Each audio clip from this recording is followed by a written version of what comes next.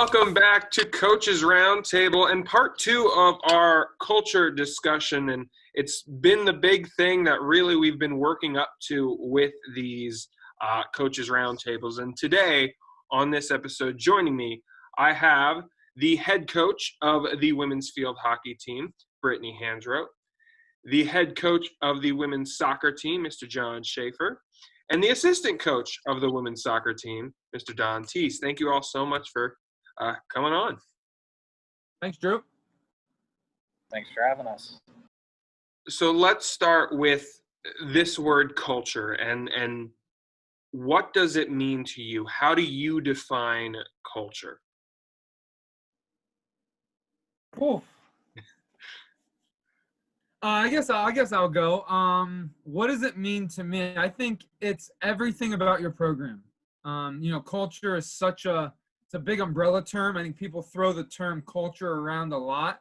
For me, I think it's everything to do with your program. And so it's being focused on every little detail.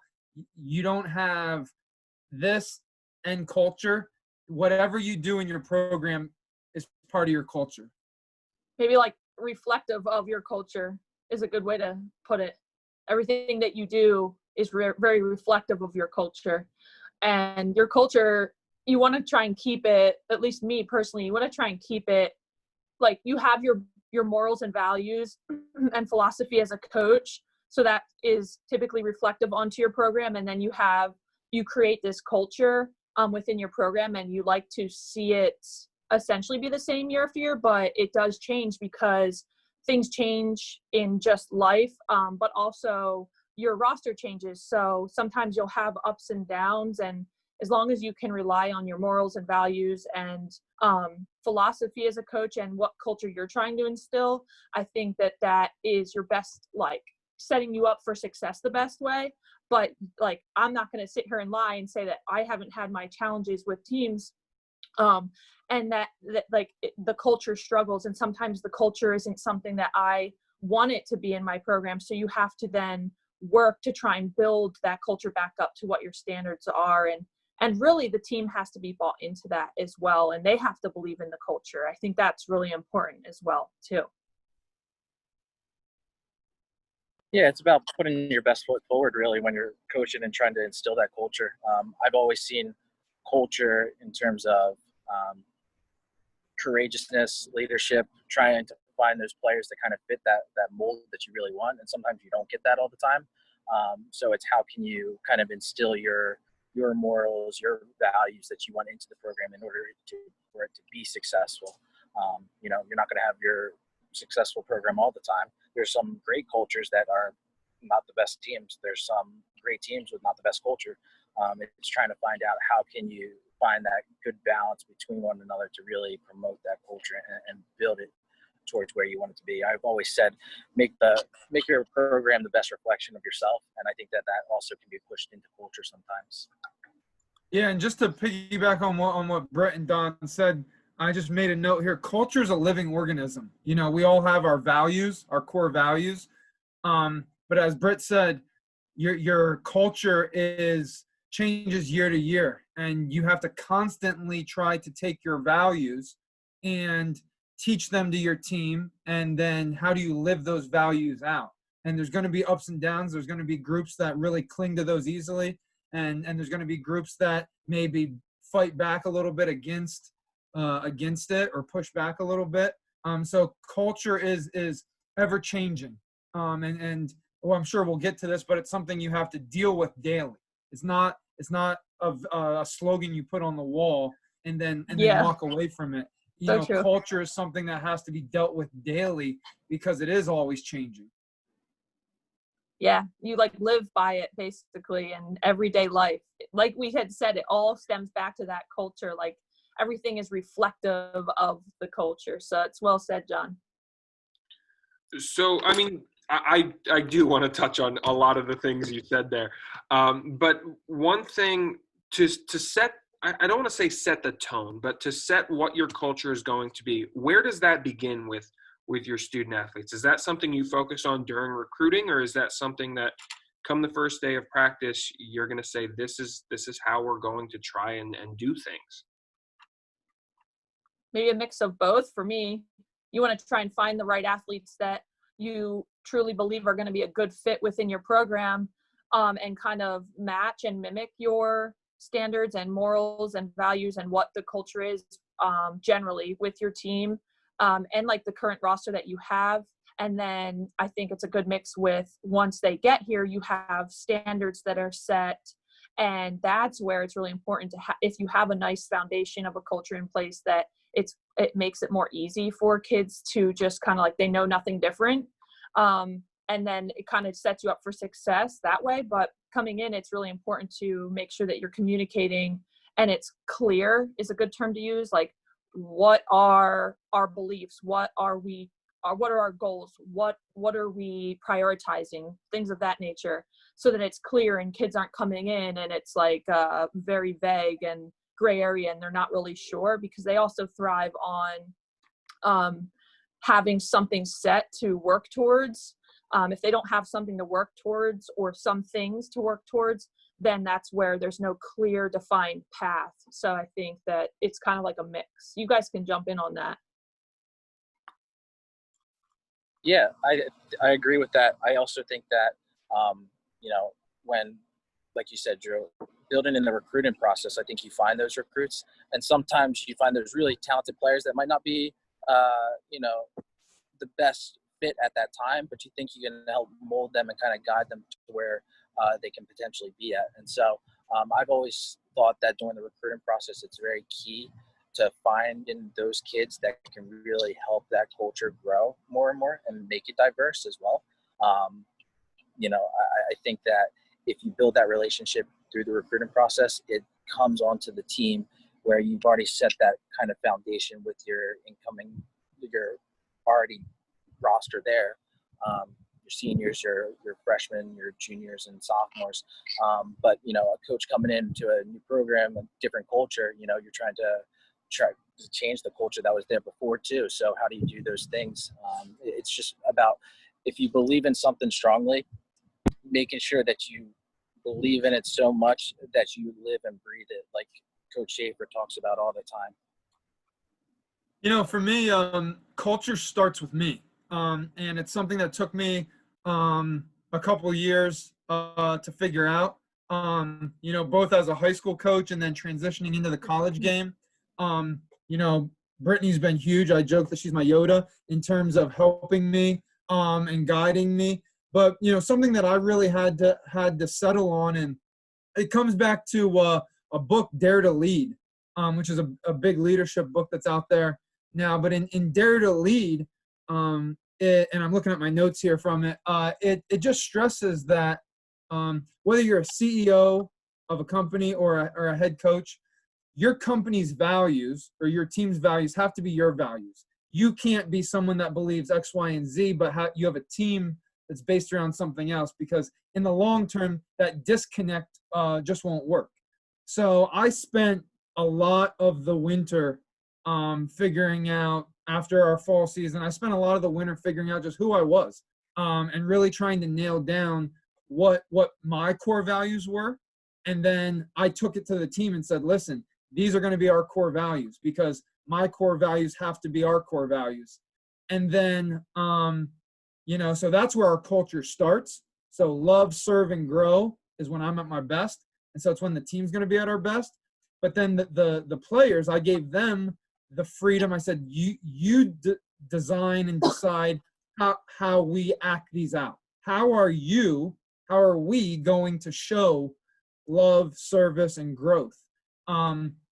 And so, but for me, culture starts with me, starts at the top. I have to emulate it. I have to act it out. And then the program has to be a resemblance of me. And then we talked about this a ton in the recruitment episode, so I won't talk a lot about it, but I recruit people first, players second. I spend the majority of my time figuring out the type of person that a young woman is. And I want them to know that when they come here, I'm going to talk to them probably 60 to 70% about life, if not more, and the rest about soccer. But for me, it's I recruit people first, and that's going to be the thing we primarily focus on. Now it's interesting, some of the points you touched in on there, and Britt, you really have you have seen the fruits come from trying to rebuild a culture. Is rebuilding a culture something that it can be done quickly, or does it take that burn to get a culture to switch quickly? Like, how long approximately do you believe that it takes to really get the culture that you want in your program? I mean, it does take time. So I got here in 2015 in March, and we finally broke through and had our successes pay off for playoffs in the 2019 season. So that would be 5 seasons if you count the 2015 season. And in essence, that's a recruiting cycle if you kind of take it down to like the 4 years. So you get the group in. That's kind of like your first big group. I had one small group ahead of this past year's seniors, and then you go and you build from there, and then you bring in class, so that you get this group in that's all your own recruits, and mold them and shape them, and in turn they mold and shape you too. You learn a lot about yourself, and you learn a lot of different things through trial and error and everything. But along the way, you're all working towards this goal. And that's why I said earlier in this conversation that it's so important to have the culture everything's reflective of the culture, but then your morals and values, and they have to mimic what the girls' morals and values are. And sometimes that's finding common ground and bending here and there on both sides, because you're really in this together, and you got to work together towards the common goal. Which for us was just building ourselves a name for ourselves. So we broke into the national rankings and made playoffs. And that's what we wanted to do as far as putting our name on the map. We wanted to get our Mansfield back into that respectful place that it once was, and be known and taken seriously. And we were finally. So it does take time, but both sides have to be on board, and they have to be working towards the same common goal. And the culture aspect, here's a little example to give. There are definitely bumps in the road. Like, we got here this past year, but the season before that, we should have made playoffs, and we got in our own way because our culture ended up not being what we needed it to be, and it was not a good one. And a few bad eggs I'll leave it at that. A few bad eggs can really do that for you. And it's not to anyone's fault per se. You try your best in the recruiting process, and just sometimes kids don't pan out, or things don't match up and line up with them on the team or at the campus for this, that, or the other reason. And then you lose kids, but sometimes that's for the better. And so we ended up having a rough time in the 2018 season, fall into spring, as a program, that our culture just was not, it wasn't something I was proud of. I'll say that. And it took time, and I brought in somebody from the outside to help that does team building, and I think that was big. And we kind of just hit the reset button, and we reset and said, where are we at? What are we trying to do? Let's get back on track. And come into that fall of 2019, long story short, it was the best outcome, and the best group of kids that I had during my time here at Mansfield, as far as culture and teamwork and unity and all that. So, and it was really reflective. Don, go ahead and talk about your experience when you brought in like an army of recruits that 1 year, because you actually had success flipping culture pretty quickly. Yeah, that's what I was going to say. Britt made a great point of hitting the reset button, and sometimes you just have to hit the reset button, and she did it through consecutive years of bringing in recruits that fit that culture. For us, we had 6 returners back in 2016. I was at a small Division III school in Alabama. We had 6 returners, and we brought in 29 freshmen from across the country, and we reset the culture. When you would go to recruiting in tournaments, they would say, "Oh, you're here again," but nevertheless, we did that on the recruiting process of grinding to show that, hey, we care about this program, and we wanted to instill that with our recruits that were going to be coming in. And so we brought them in. instill new values, new belief system, how we operate things, just everything. Look good, feel good, play good, whole new gear, everything. We just completely hit the reset button. And sometimes you have to hit that reset button in order to make things successful and to kind of turn the tide of a culture. The program down there hadn't had a winning season in this century, in 17 years. And so in about 14, 15 months, we were able to do that and have our first winning season in program history, shattered multiple records, all with the freshman class that were just bought into the culture. And so if you can get there, there's good personalities, there's kids that really want to buy in and really want to believe in something that you also believe in. I think that you can do things quickly as well, but you have it takes that reset sometimes first. You can go slow, you can go fast, but like Britt said, that reset's it's a constant there. You have to reset a lot of things in order for it to transition to a better culture. Yeah, I mean, for me, I'm in the middle of it. You know, Don and I are in the middle of it. I mean, I one of the reasons I hired Don is because from our first initial phone call, from our interactions on Twitter before that, you know, we clicked over culture, you know, and just talking about a belief in culture. And so, you know, Don and I are in the middle of it. We have 15 incoming freshmen for this coming year that I'm really, really excited about. And once our fall season was over, and once a lot of the seniors who I had inherited and for 2 years, a large chunk of them graduated out. And so it was, we chose January to be the reset button. You know, we spent all January, February, and March until we had to go home. We spent that focusing on resetting. We did a culture evaluation where we had them rank our culture. Where do you think it's at? And really open and honest discussion about, all right, where is the culture? What is good culture? And, you know, just being open and honest about that to be very clear about where are we at. And so that's a great transition, a great jumping off point to bring these freshmen in they are my first full recruiting cycle. You know, they're fully bought in. They're talking about trust the process. They want to buy trust the process wristbands.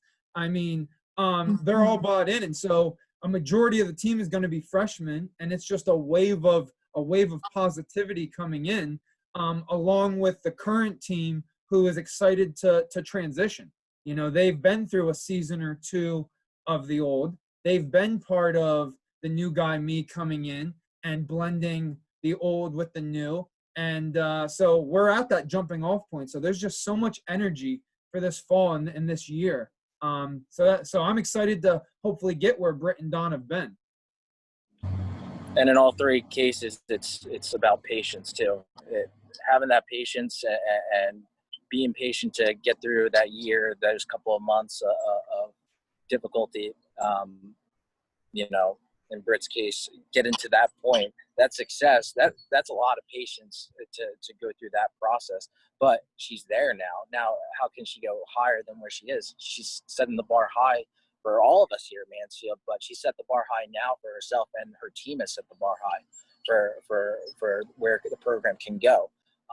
You know, and that culture that is kind of, I'm not speaking for Britt, and she can speak more on it, but the culture that has been built over these years is going to be very critical with the program's success moving forward too. Yeah, I always say sustaining. We built, now we sustain. Maintain, sustain, and build and grow and adapt. So I'm just going to continue being me and being who I am, and working hard in bringing in the recruits. And you know, we have 12 coming in this year as well, and after losing a big class. And so now it's like, after we built and hit the playoffs, it's probably going to be another reset button, but not for a bad reason this time. This will be for a good reason. So there's times when you need to reset because there needs to be a change there's not so good things going on, but then it's a change because we just lost 6 seniors and now we have this new group coming in, and I'm going to have to adapt, and we're all going to have to adapt. And And a big thing I said to my team in it was January, February, yeah. We had meetings, and I talked with each of them about, we need to figure out, like, our new identity is a term that I used. What's our new identity? Because for the past 4 years, our identity was very reflective and revolving around that strong senior class that had been there from the get-go. And now they're gone. But this is an exciting time, is what I said. So this is exciting. Like, who are you going to be? I said to each individual player, like, you need to figure out who you are, like, as a player, and what's your identity? Because we're no longer in the shadows and riding on the coattails of that strong senior class. So, and I really meant it. Like, this is an exciting time for them. This is life at college. Like, that's what it is. Kids come in, they graduate, and that every coach goes through that.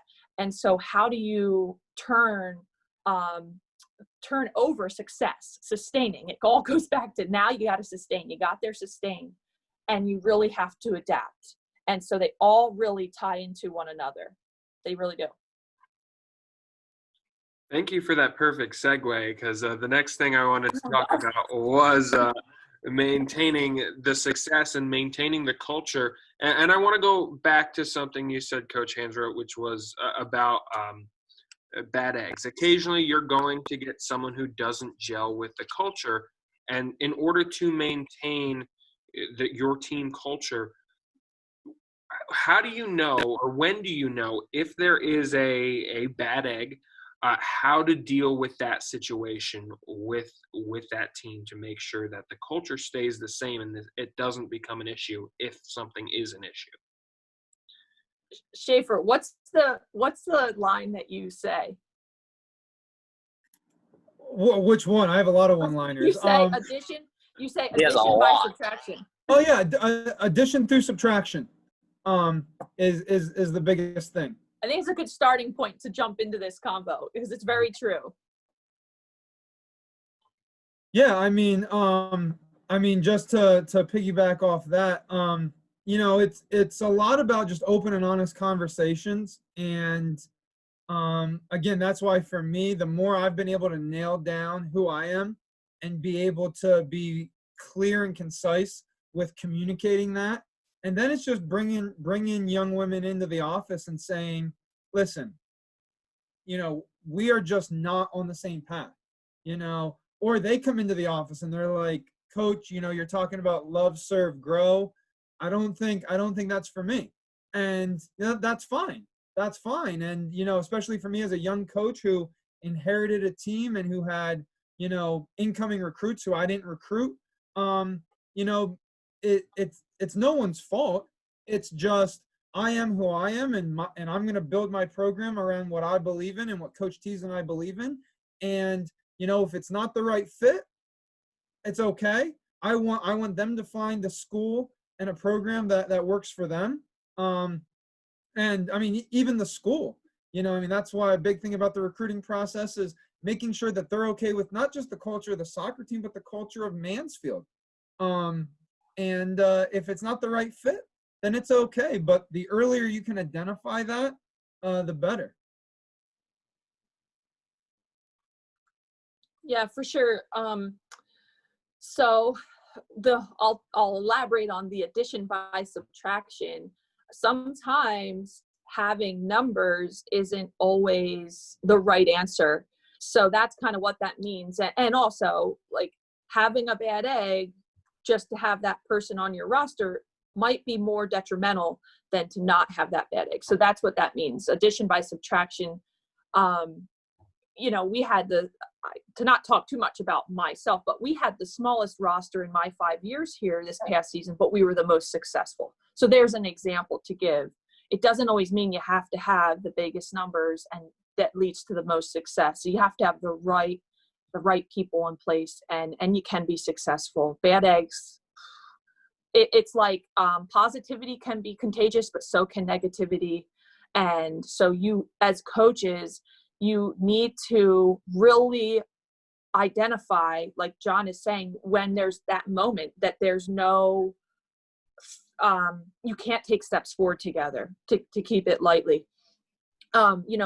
of course, us as coaches, we try and we want the best for everybody, and we want it to work out for everybody. But sometimes it doesn't. And so to what extent is it worth it? Or like, at what point do you say, you know, this isn't working out? Like, are you going to just keep trying to force it, is what I'm getting at? Or are you going to actually identify, you or the player, this isn't working out? Because sometimes it just doesn't. And it doesn't always mean it's just because of soccer, just because of feel lucky. It could be a plethora of other things on why it's not working out. I always say, go ahead, Don. Go ahead. Yeah, no, I was going to say, I'll use the famous phrase, energy vampires. You know, they can suck the energy out of you if they're negative. And so it only takes one to take another person in, to take another group in. And that's just a chain reaction across the team. It only takes one. And sometimes, you know, it's no hard feelings, but it's what's best for the program sometimes, that you have to make those decisions and have those hard conversations with individuals. What's great is we can have those conversations with our players, and our players can have those conversations with us, with women's soccer, that, you know, if they don't like something or if they don't agree with something, they can have that hard conversation with us and talk why they don't like it. You know, maybe we won't agree with it, maybe we won't change anything, but at least we can walk them through why we make certain decisions and stuff like that too. And so a lot in my time has been strong personalities for those energy vampires, but nevertheless, you know, addition by subtraction, it's the best way to put it. Yeah, all I was gonna say is, you know, I've had some young women choose to leave the soccer program because of you know, they haven't matched up with me. But I've only been at Mansfield not even 2 years yet. Just barely over a year full time. But so I haven't you know, cut anyone for addition by subtraction yet. But I'm finally at a point where I know the players I inherited enough that now I'm at a point, and I said this to the team right before we got sent home, not knowing we were going to get sent home. But I said, listen, we're at a point now where I will not cut any of you because of talent. You know, if you will only get cut from this program if you're an energy vampire. John Gordon, the energy bus, everyone check it out. You know, I'm at a point now where I know my players and they know me, and the 15 incomers have chosen to come here. And so now we're at a point where everyone knows what I'm about and what the program is about. So now if you choose to not be a team player, if you choose to not be a positive influence on that culture, then there's no place for you on the women's soccer team. And so I'm excited to be at that point now where, again, it's kind of a reset button. We all know where everyone's at and we can move forward. You know, one thing that I want to discuss, of course, talking about culture, and you might have differing opinions on your teams. The world today is different than it has been in the past. And you're going to have people who are very different opinions. When you recruit, you get players from all over PA and all over the country who come from different backgrounds and come from different spaces, and trying to get them to gel together or to respect a differing opinion, it's a difficult thing to do. What are your steps that you try to do to deal with issues like that, deal with the differing opinions, to keep your culture together, to keep your team culture and your team bond together? Question. Well, I think part of that has to do with their maturity level. To be honest with you, you know, coming into college, they're young men and women that are coming into college that, you know, just came out of high school. And so where's their maturity level at when they come in? Can they have those conversations without having a biased opinion, or can they have a healthy debate about something and not take it offensively? You know, I think with the world and what's happening today, it's it's difficult. I think that there's starting to be that shift in generations that you're starting to see in coaches and sports and student athletes now, that some things that you would do in practices and games, you wouldn't do anymore. You get looked at with the weird faces. And so, it's, do they have that maturity level to have those healthy conversations with you? And I think that can show up and build the culture too, if you have that type of maturity level of people wanting to have that kind of growth mindset of understanding others, but at the same time, they're entitled to their opinion too. Can they respect everybody?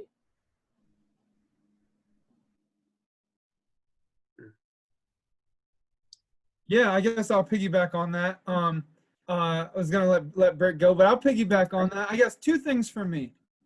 One, based off of what Don said, you got to mentor them.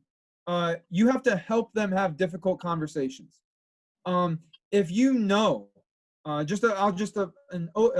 example is, my first year, I had two teammates who were roommates, who they weren't disagreeing politically over anything, but there was tension between them just because of being teammates, roommates, etc. And they didn't know how to have a conversation. They didn't know, one didn't know how to tell the other when she was homesick, and understand that while she's stressed because she's homesick, and the other one didn't know how to communicate something else to her roommate. And so for me, it's part of bringing them in, sitting them down, and showing them, teaching them, all right, what do you have to say to her? All right, did you hear what she said? And teaching them how to have those conversations as freshmen, so that now those two young women are juniors, they're friends, they're great friends, and they're great teammates. And now they're teaching the incoming freshmen how to have those communications. And so that's one thing, is mentoring them on that. But I guess more directly to your question, Drew, is there has to be base agreements. For example, you can be Republican or a Democrat, conservative or liberal, but we're teammates and we love each other as people first. And secondly, the women's soccer team, we are open for communication. You're allowed to communicate how you feel. And teammates, we want you to hear what they're saying, tell them, yes, I hear you, but then communicate what you feel. And it's okay to disagree. I think that's a big thing in our culture today. The Twitter, Instagram universe of everyone has to agree, mob rule. But with the women's soccer team, it's okay to disagree. I know I have very conservative young women on my team, and I have some very liberal women on my team, and yet they love each other as teammates, and they have each other's backs. And, and so it's just, again, culture, creating an environment where you can communicate who you are, and you're okay being yourself in front of your teammates. And you understand that it's okay that you're different. I think the thing that I was going to say, but I was trying to think of how to say it and how to communicate it, but they touched on some really good things, so I won't repeat. The one thing I'd like to add is that from a head coaching stance, it's imperative, and you have to be able to be open and adapt to the team, or the girls that you have on your team, but also accepting of diversity. If you're a coach and you're not accepting of different backgrounds and beliefs, it's not going to go well for you. As a coach, that's you have to, and you actually have to stand behind that too, to some degree. So I am very, very, very accepting and open of different beliefs and backgrounds, and you name it, the whole gamut, everything. I'm so accepting of it. I don't blink an eye if somebody tells me that she is one way with her beliefs, or anything to do with race or anything. I just, to me, everybody's a person, and we're a team, and we're a family, and that's so important to me. So I have never had an issue with girls being afraid to be open about their beliefs, because I feel like we have a safe space on our team that you can openly communicate about things and nobody's judging. Yeah, I love hearing that, honestly. And yeah, you're going to have differing opinions. You're going to have people with different beliefs, and you have to figure out a way to get them to still realize it's the same name across the chest there for the team. I want to go back to something I think you all really touched on, that culture is an ever-changing, ever moving thing that you have to address daily. And how do you try and fit a culture type building aspect into a daily practice, or is it something that you just kind of have to hope maintains, or how do you address that daily change? Well, first off, just to jump in, you can't hope. You can't hope. And this is something that I've really grown into, and it's understanding that culture has to be attacked daily. And honestly, I've transitioned, and again, full transparency, I did not do a good job of it in the fall. We were struggling, and I got so sucked into talking with Don about formations and tactics and everything that I got away from it. But, resetting personally over the winter and into the spring semester, and going to the soccer coaches conference and doing some reading and et cetera, really, refocused on it has to be something you do daily. If you, at least for me going forward, and I have a sticky note on my desk about this, for me, culture's number one. If I don't, if I don't achieve anything else at practice that day, I want to make sure I've touched on the culture. And for us, it's love, serve, grow. And so the biggest thing for me is I want my players, my young women, to know that I love them and I care for them. And so that's checking in on their grades. That's checking in on how they're doing with their significant other, their family, or whatever it may be. If I have an absolute terrible training session that day, but my players leave knowing that I care for them, then I'm going to feel like I had a good day. And that's really my focus going forward. So it's being just really, really focused on making sure you're checking in with your players every day. Culture has to be something that you do with purpose.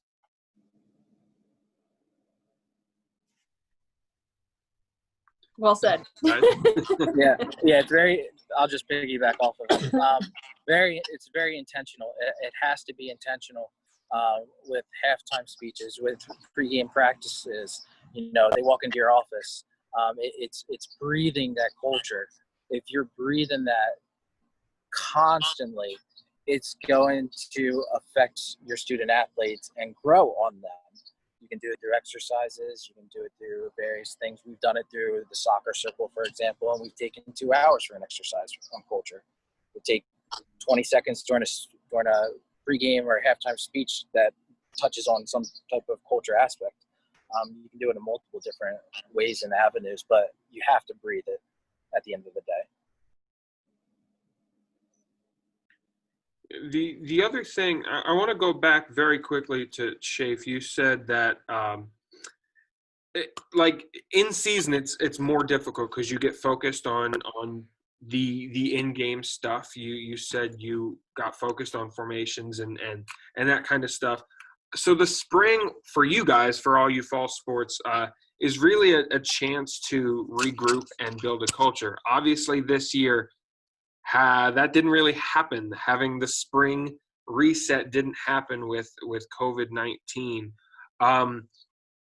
What do you think are going to be, or are there going to be challenges when students come back in the fall that you didn't have that really growth time, I guess, for lack of a better term, in the spring because of COVID-19?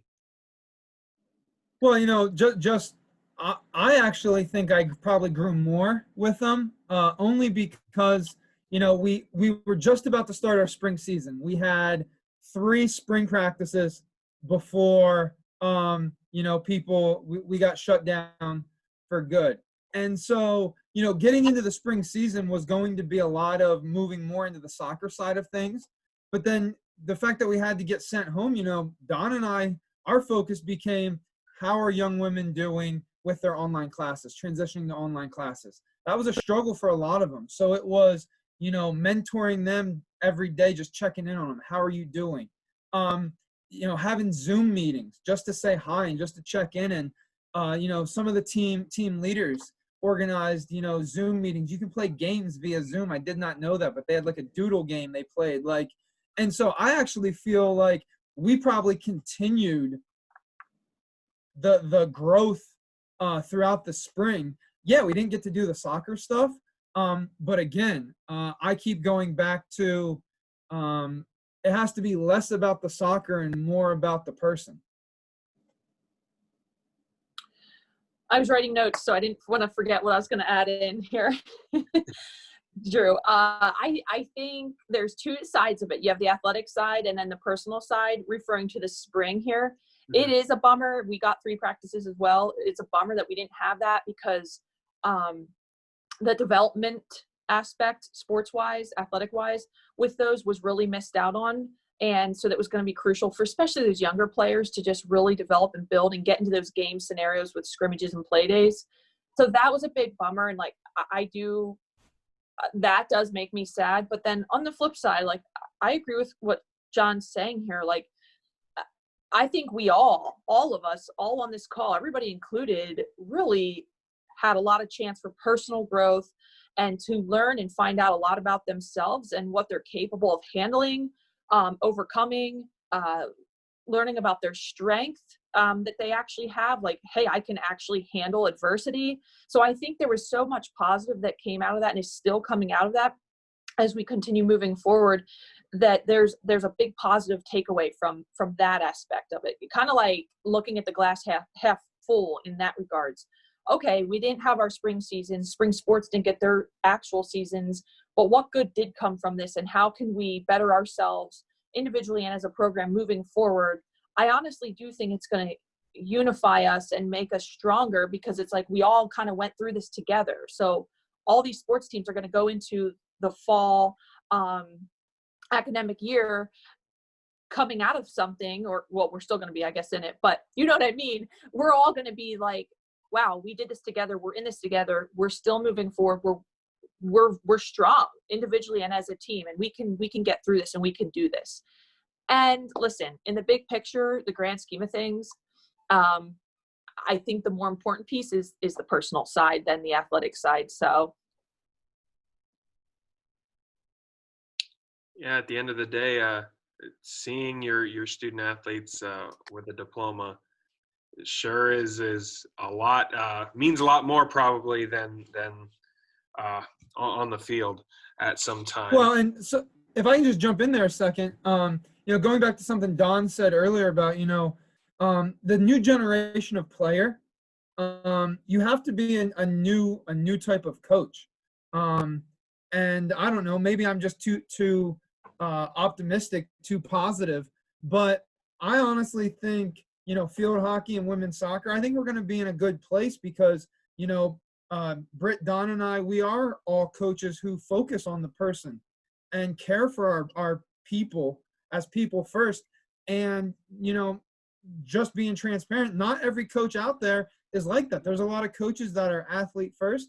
They recruit athletes. They want athletes to win. And, 6 months without doing your sport, no matter what sport it is, if you're a coach who hasn't been checking in on your players, if you're a coach who hasn't been building that rapport throughout this time, I think your team's going to struggle in the fall. I'm excited. I think our players are going to get back and be united and be ready to move forward. So that's something I'm interested to see. I'm excited for it too. I'm excited for the student athlete to be able to come back here on campus. Things will look different, but having them back will be absolutely great. All right, we've hit the portion of the episode where we get to our parting shots. So I'll give the floor to you. You guys will be able to talk about anything. It can be related to culture. It doesn't have to be related to culture, but I want to give you guys the floor, and I want to start with you, Mr. Don Tees. The floor is yours. Thanks, Joe. For culture, these kids, like you just said, graduating is probably the most important thing in the world. Some of these kids that are going to be graduating this year had just recently graduated, are going to be doctors. They're going to be nurses that are fighting COVID, for example, during these uncertain times. They're going to be social workers. They're going to be lawyers and attorneys that are fighting for justice for their rights. And so that all can come about from the culture that we instill and help them grow into. Those